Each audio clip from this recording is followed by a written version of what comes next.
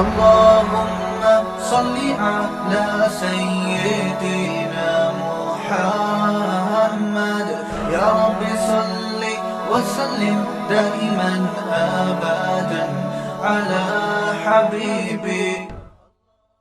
زندگی بھی ایک سفر ہے. سفر کی ڈیفینیشن یہ ہے کہ جس میں آپ ایک جگہ نہ ہو.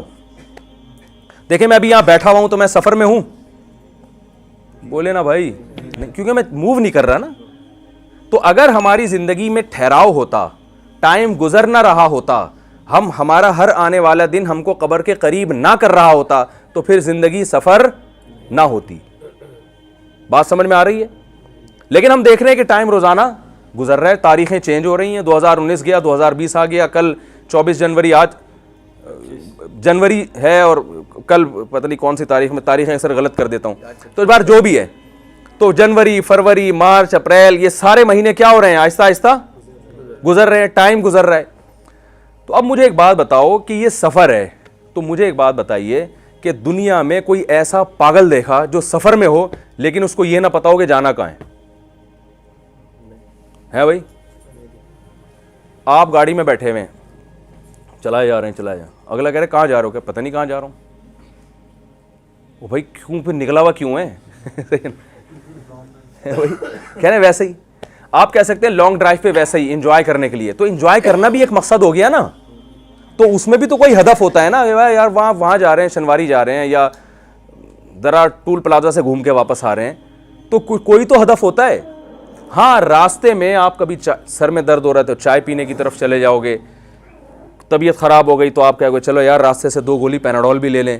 تو وہ راستے کی جو چیزیں ہوتی ہیں وہ مقصد تک پہنچنے میں معاون اور مددگار تو ہوتی ہیں, وہ بذات خود مقصد نہیں ہوتی. تو دنیا جب ایک سفر ہے, انسان یہاں سے ایک جہاں سے نکل کے کہیں اور جا رہا ہے, تو اس کا بھی کوئی نہ کوئی مقصد ہوگا. درمیان میں پولیو کی ویکسینیشن بھی آ گئی, ٹائیفائڈ کے ٹیکے بھی لگ رہے ہیں تاکہ تمیز سے گزر جائے نا سفر آرام سے, ٹھیک ہے.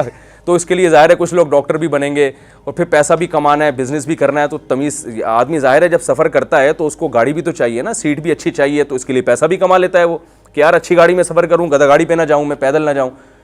تو ہم نے کیا کیا کہ یہ جو لوازمات تھے ان کو کیا بنا لیا؟ مقصد. اور سفر کا پتہ ہی نہیں کہ جا کدھر رہے ہیں.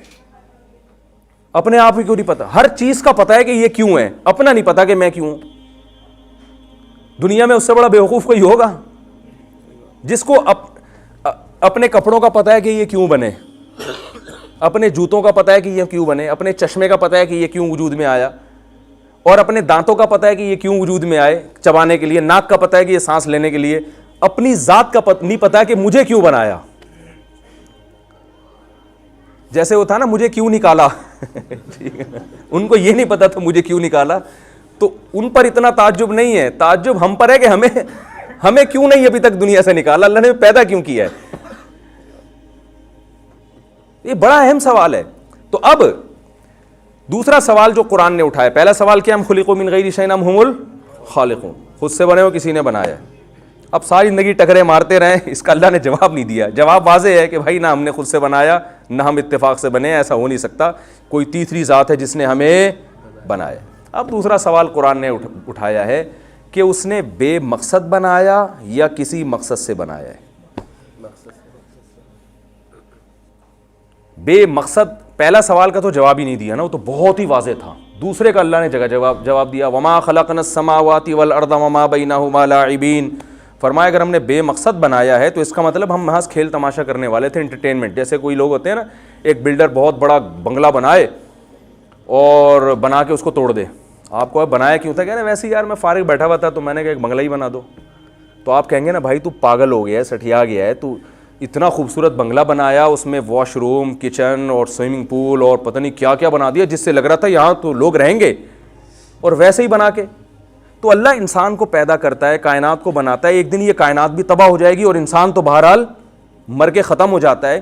تو اللہ کہتے ہیں کہ کیا یہ ہمارے بارے میں ممکن ہے کہ ہم نے انسان کو بنایا مارنے کے لیے, بچے پیدا کر کے مر جاؤ, پھر تمہاری نسل اور بچے پیدا کرے, پھر وہ چلی جائے, پھر وہ اگلے پیدا کر کے, کوئی مقصد نہیں ہے.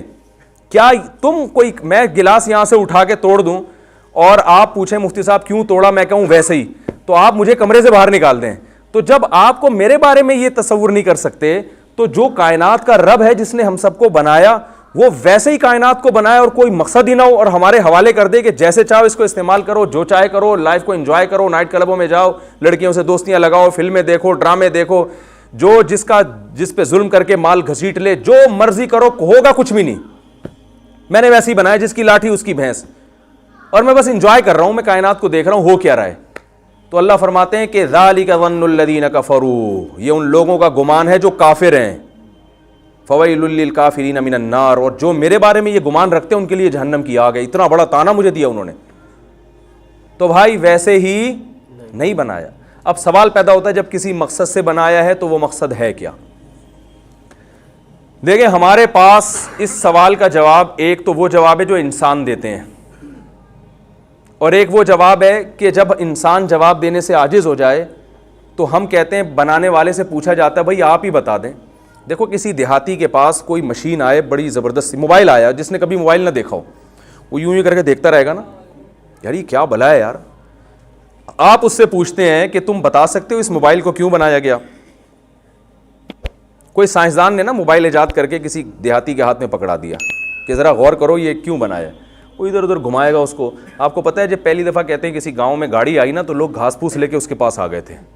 یہ بڑا مشہور واقعہ ہے, پتہ نہیں صحیح ہے غلط ہے, لیکن ممکن ہے کہ یار یہ کوئی گائے ٹائپ کی کوئی چیز ہے, اس کے ٹائر ہیں تو شاید یہ کھائے گی پیے گی. تو آپ کی سمجھ, وہ گنوار کی سمجھ میں نہیں آئے گا. وہ یقیناً عاجز آ کے پوچھے گا بھائی جس نے بنایا ہے اس سے پوچھا جائے گا کہ یہ کیوں بنایا گیا. وہ بتائیں کہ بھائی جیسے آپ بائک خریدتے ہیں, گاڑی خریدتے ہیں, تو اس پہ لکھا ہوتا ہے کہ یہ بائک پہ لکھا ہوتا ہے 2 آدمیوں کو بٹھا کے لے جانے کے لیے. ہم نے پوری چنچی لگا کے اس کے پیچھے 25 آدمیوں کو بٹھا دیا ہوتا ہے نا. جاپان کی کچھ کمپنیاں یہاں بند ہو گئیں بائکوں کی. میں نے ایک صاحب سے پوچھا یار وہ پہلے تو بڑی اچھی اچھی بائکیں آیا کرتی تھیں, وہ جاپان اب کیوں نہیں بھیجا؟ انہوں نے کہا وہ جاپان کی جو بائکیں کو لوگوں نے پیچھے چنچی لگا کے جب سے چلایا ہے نا تو جاپان یہ غم برداشت نہیں کر سکا. جاپان یہ غم برداشت نہیں کر سکا, کیونکہ وہ کہہ رہے جس مقصد کے لیے میں نے بنایا ہے, وہ کہہ رہے مجھے آرڈر دیتے میں اس مقصد کے لیے الگ سے کوئی چنچی بنا دیتا نا. آپ نے جو بائک 2 آدمیوں کو بٹھانے کے لیے 25 آدمی بٹھا کے لے جا رہے ہیں. ہمارے یہاں تو کیلکولیشن کرتے ہیں نا. ایک چنچی والے سے میں نے پوچھا یار یہ تم نے سوزوکی بائک یہاں لگا دی ہے, پوری پیچھے اتنے لوگ, یہ اس کا انجن تباہ نہیں ہو جائے گا؟ کہتے ہیں ہوتا ہے. کہہ رہے ہم کیلکولیشن کرتے ہیں 1 مہینے میں انجن بیٹھ گیا تو انجن پہ اتنا خرچہ آ رہا ہے, ارننگ اتنی ہو رہی ہے, تو بیٹھ جائے انجن, ہم نے کیا کرنا ہے. تو بڑا اچھا جواب تھا اس کا, بھائی ہم نے تو پیسے کمانے ہیں نا, انجن بیٹھے یا جو مرضی بیٹھے, بچت تو ہو رہی ہے. تو اب اللہ نے سوال اٹھایا کہ تمہیں بنایا کیوں ہے؟ تو خدا کی قسم ہمارے پاس اس سوال کا جواب نہیں ہے, کیونکہ ہم سے پوچھ کے تھوڑی بنایا اللہ نے کہ ہم بتاتے اللہ ہمیں اس لیے بنا. تبھی چونکہ ہمارے پاس اس کا صحیح جواب نہیں ہے, اس لیے غلط جوابوں کے پیچھے پڑے ہوئے ہیں. انگریز سے پوچھیں ہمیں کیوں بنایا؟ انٹرٹینمنٹ کے لیے بنایا, لائف کو انجوائے کرنے کے لیے بنایا. اداکاروں سے پوچھیں نا آپ, کھلاڑیوں سے, اداکاروں سے پوچھیں, بھائی معذرت کے ساتھ انہوں نے تو ان کو تو مقصد سمجھ میں آ گیا بھائی سعید انور کو, اس لیے انہوں نے جو ہے وہ ماشاءاللہ چھوڑ دیا, سمجھ گئے. میں بڑا خلاف ہوں کرکٹ کے.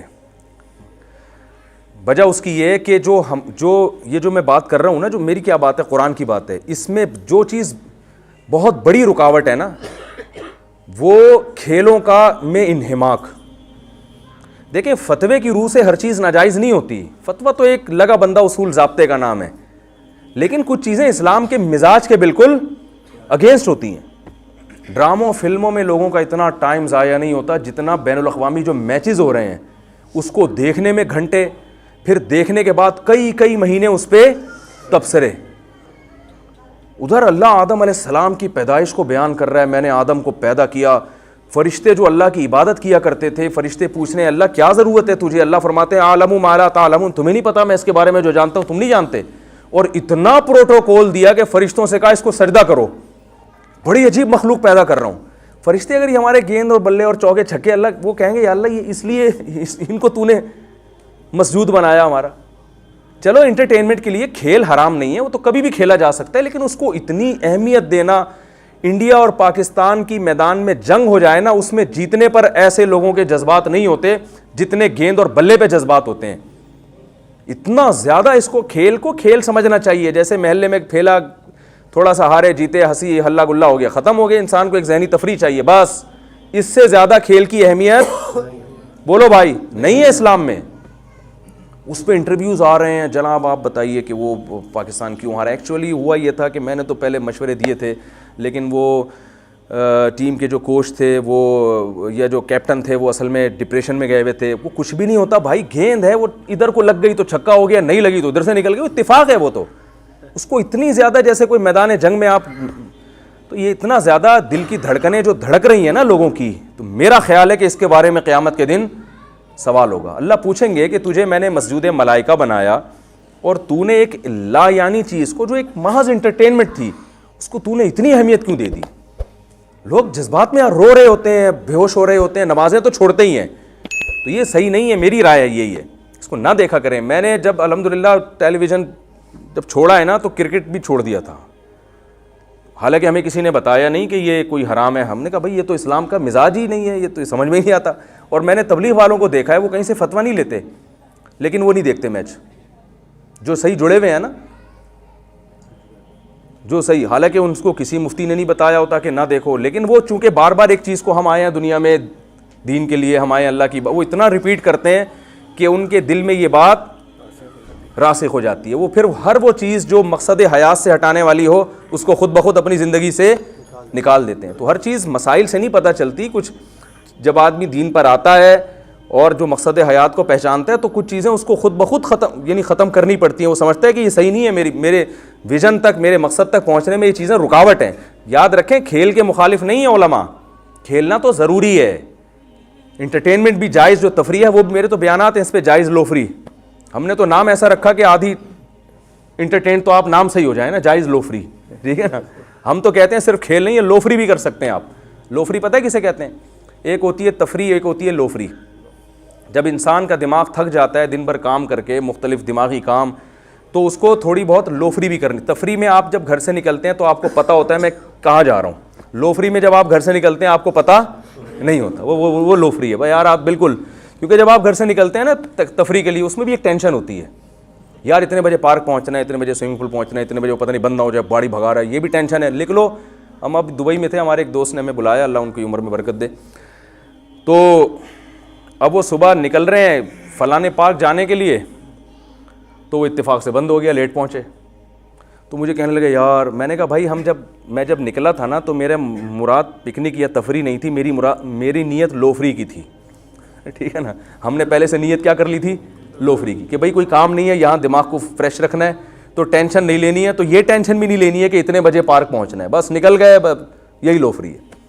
تو ہم تو اس کے قائل ہیں بھائی. تو آپ یہ نہ سمجھیں کہ کھیل کے خلاف ہیں, لیکن ہر چیز کی ایک لمٹ ہوتی ہے, حد ہوتی ہے, اور اس کو بہت زیادہ اہمیت. لو فری کے چکر میں آپ کروڑوں کا نقصان تھوڑی کرو گے, آپ اپنا ٹائم تھوڑی برباد کرو گے, جو اہم کام ہے وہ بھی آپ چھوڑ دو, ایسا تھوڑی ہوتا ہے.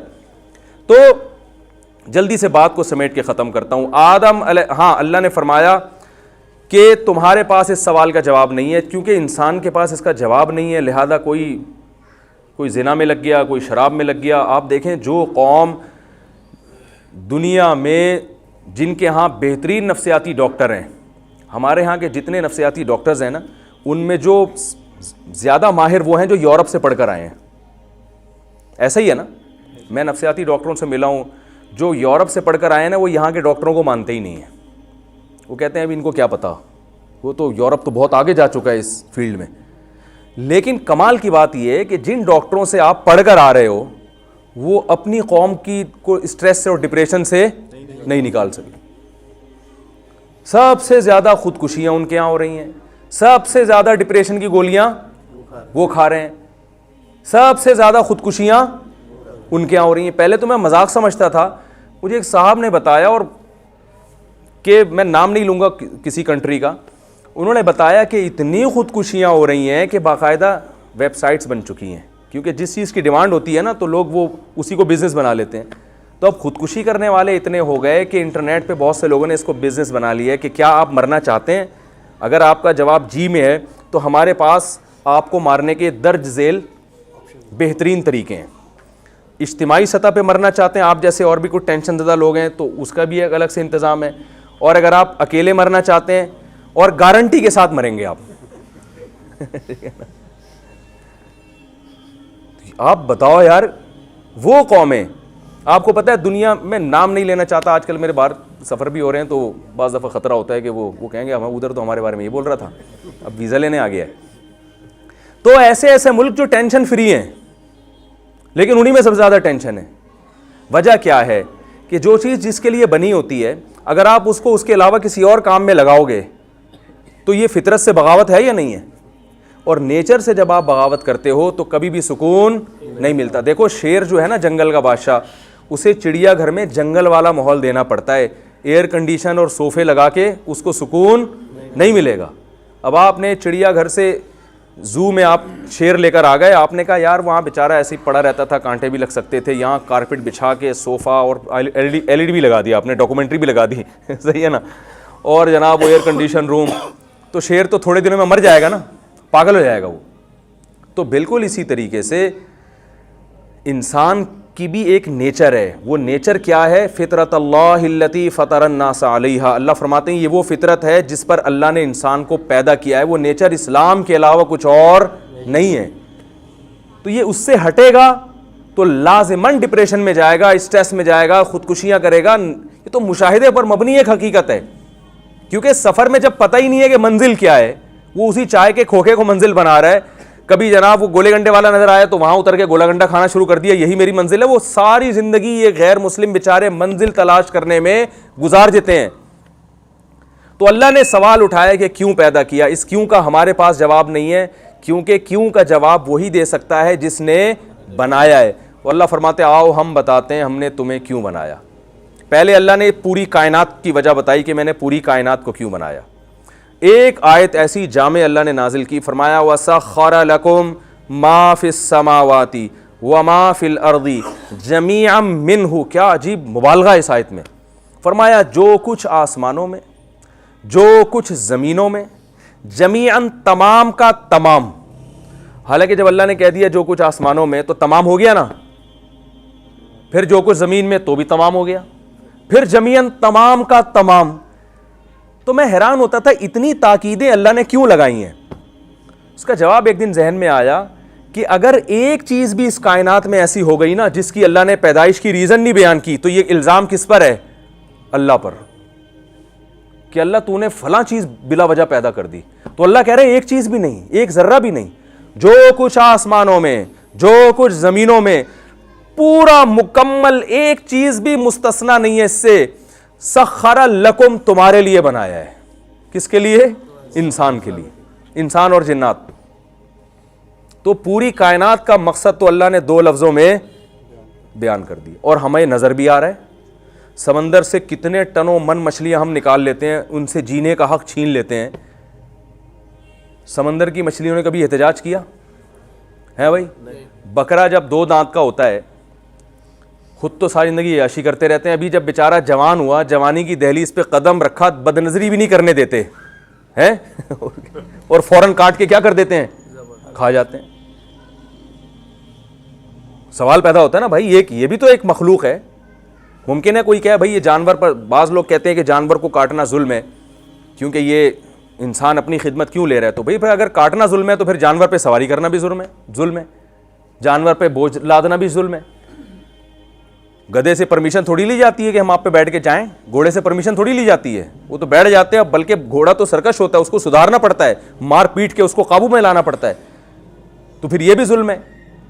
لیکن اگر یہ ظلم نہیں ہے, اس لیے اس کا کیوں جواب اس کا یہ کہ بھئی یہ گھوڑا گدھے کس کے لیے پیدا کیا اللہ نے؟ ہمارے لیے. تو پھر کاٹ کے کھانا بھی ظلم نہیں ہے. تو ہمارے لیے کا مطلب ہے اللہ نے فرمایا جس طرح سے چاہو فائدہ اٹھاؤ.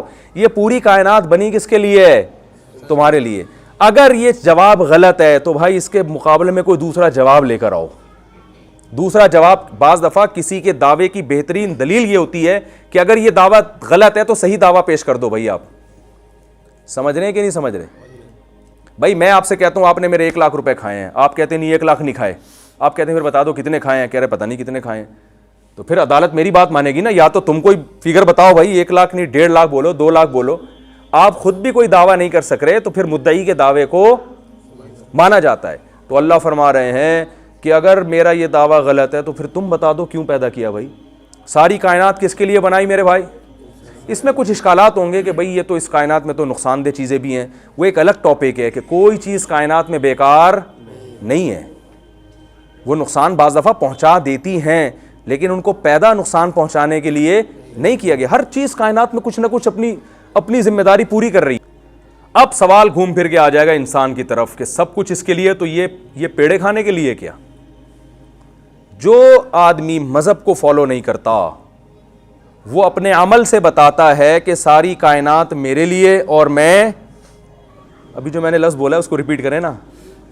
بھائی جو نائٹ کلب میں جا رہا ہے، جو شراب پی رہا ہے، جو نمازیں ضائع کر رہا ہے، وہ اپنی منمانی زندگی، خلاصہ یہ کلچر کو فالو کر رہا ہے، اپنی منمانی زندگی جو گزار رہا ہے، تو بزبان حال کہہ رہا ہے کہ اللہ نے ساری کائنات کو میری خدمت کے لیے لگایا اور مجھے کس کے لیے؟ پیڑے کھانے کے لیے.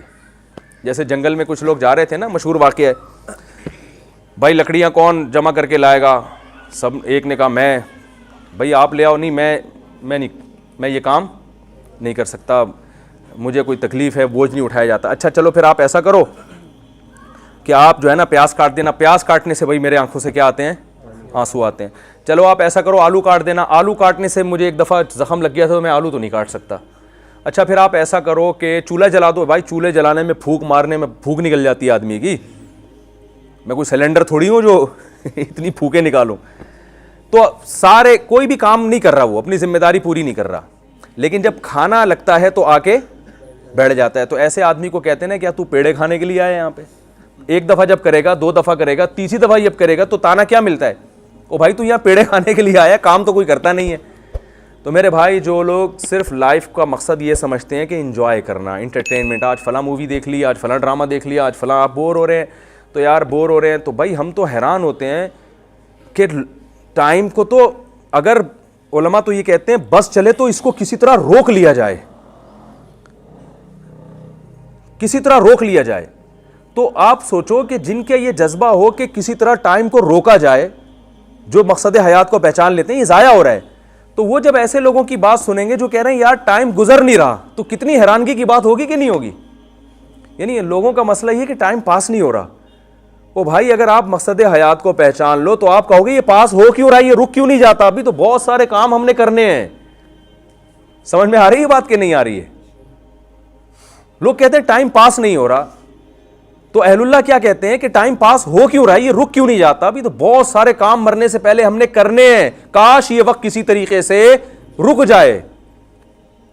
ٹائم یاد رکھو جو یہ کہتا ہے نا پاس نہیں ہو رہا، وہ بہت بڑا بیوقوف ہے. اسے قبرستان لے جاؤ، اسے دکھاؤ کہ بھائی ان کا ٹائم پاس ہوا تھا تو یہاں تک پہنچے ہیں یہ، تو آپ بھی یہاں پہنچو گے.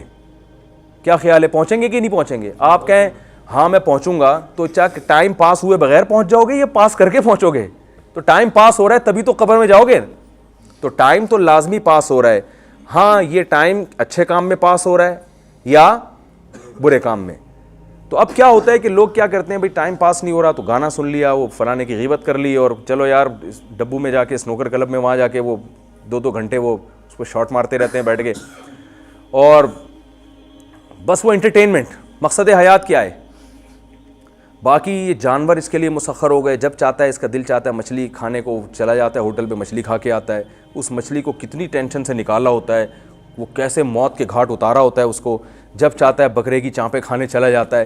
تو یہ بکرے کی چانپیں آسانی سے تھوڑی بن گئی ہیں، اس کے لیے بکرے کا خون بہایا گیا ہے، اس سے جینے کا حق چھینا گیا ہے. لیکن بکرے کو نہ ہڑتال کرنے کی اجازت، نہ احتجاج کرنے کی اجازت. گائے گھاس کھاتی ہے، دودھ کون پیتا ہے بھائی؟ بھینس سے ساری زندگی دودھ نکال کے جب وہ ہڈیوں کا ڈھانچہ بنتی ہے تو ہونا تو یہ چاہیے تھا احسان کا بدلہ احسان. مائیں کہتی ہیں نا میں دودھ نہیں بخشوں گی، کہتی ہیں نا، کیونکہ دودھ پلانا ماں سمجھتی ہے میرا سب سے بڑا احسان. تبھی ہم اس تانے سے بچتے ہیں کہ یار ماں نے یہ تانا نہ دے کہ دودھ نہیں بخشوں گی. ایسی ماں بوڑھی ہوتی ہے اس کی خدمت کرتے ہیں، اماں تو نے مجھے بچپن میں دودھ پلایا. مانتے ہیں نا کیسی خدمت کرتے ہیں اس کی جناب، بس بھائی خدمت کرتے ہیں، بھائی اس نے ہمیں دودھ پلایا. اور ماں بھی یہ تانے دیتی ہے میں نے دودھ پلایا تجھے. لیکن بھینس تو زیادہ دودھ پلاتی ہے بھائی، کیا خیال ہے؟ ماں 1 پاؤ پلا دیتی ہوگی، آدھا کلو پلا دیتی ہے، بھینس تو روزانہ 20 کلو پلا رہی ہے. کیا خیال ہے بھائی؟ اور اس دودھ میں تو مکھن اور دہی بھی بن رہا ہے، اور پتہ نہیں کیا کیا، دیسی گھی الگ اور پنیر الگ اور تبھی تو ہندو لوگ بھائی معذرت کے ساتھ ہندو لوگ کیا کہتے ہیں کہ بھائی جس گائے نے تمہاری اتنی خدمت کی ہے تو وہ ماں ہے نا وہ تمہاری. عقلی لحاظ سے تو بالکل ٹھیک بات ہے یہ. تو بھینس ساری زندگی دودھ پلا پلا کے آپ کو, اور ماں تو بیچاری 2 سال تک پلائے گی, بھینس تو مرتے دم تک بھی حکیم کہہ رہے ہوتے ہیں اس کو گائے کا دودھ پلاؤ بھائی کہہ رہے ہوتے ہیں نا. کیا خیال ہے, بھینس کا پلاؤ گائے کا پلاؤ. وہ الگ بات ہے, بھینس اتنا نہیں پلا رہی, گوالا اس میں وہ خود زیادہ پلا رہا ہے آج کل. تو جب وہ دودھ دینا بند کرتی ہے تو ہونا تو یہ چاہیے تھا اب اس کی خدمت کی جاتی, اس سے دم کرایا جاتا, وہ بزرگ بن چکی ہے, فوراً سوراب گوٹ میں اس کی تشکیل ہو جاتی ہے.